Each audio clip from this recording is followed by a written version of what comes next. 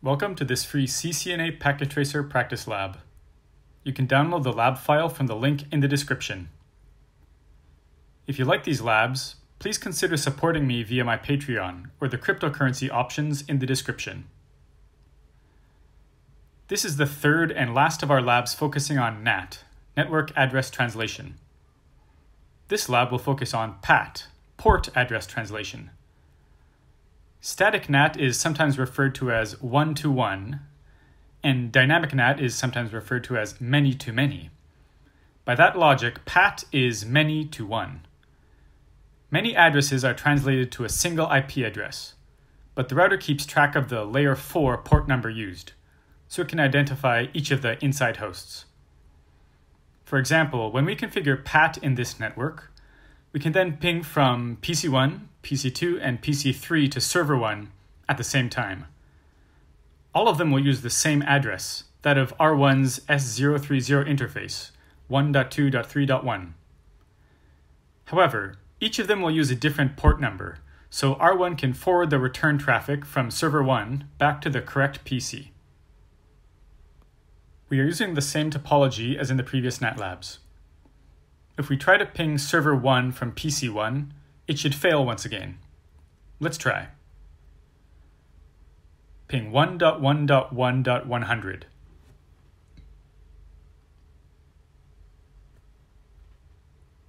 The ping fails. Once again, this is because PC1 has an IP address in a private IP range. These addresses are not routable on the internet. To simulate the internet, I have configured ACLs on R1 and R2 to prevent private IP addresses from being routed on the serial link between them. So let's configure PAT on R1 to translate the IP addresses of PC1, PC2, and PC3 to the IP address of R1's S030 interface. I'll go on R1. Enable conft. Again, I'll set the inside and outside NAT interfaces. Interface G00. IP NAT inside. Interface S030.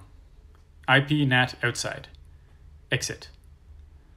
Now, to configure Dynamic NAT, we had to configure an ACL and a NAT pool before we configured the NAT statement itself.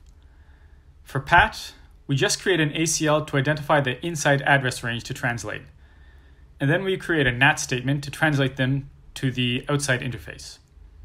Let's make the ACL.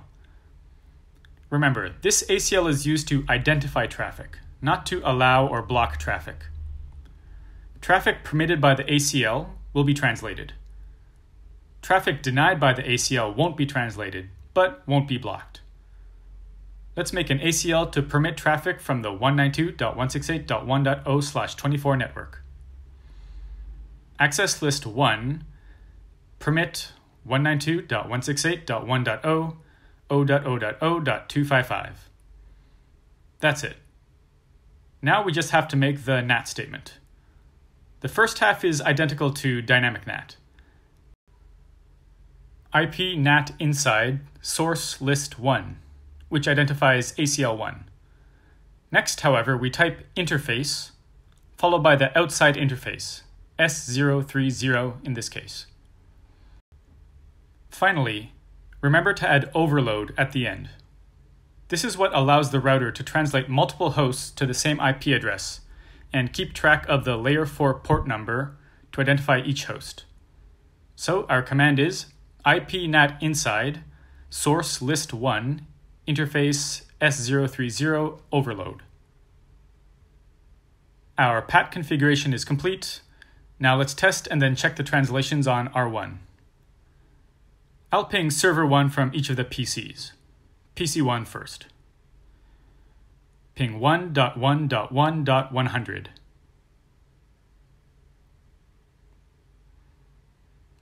Next, PC2. Ping 1.1.1.100. Finally, PC3. Ping 1.1.1.100. Okay, now let's go on R1 and check the translations. exit, show IP NAT translations. As you can see, our inside local addresses look the same as in the previous lab, but the inside global addresses are all the same. As I said before, however, R1 keeps track of these layer 4 port numbers, so it knows which PC to send the return traffic from server 1 to.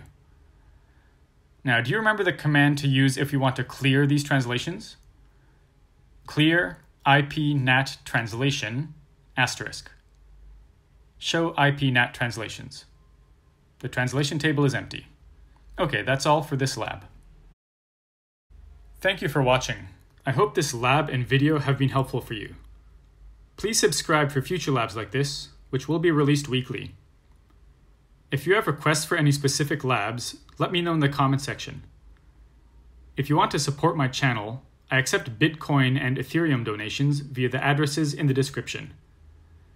I am also a Brave verified publisher and accept BAT, or Basic Attention Token, donations in the Brave browser.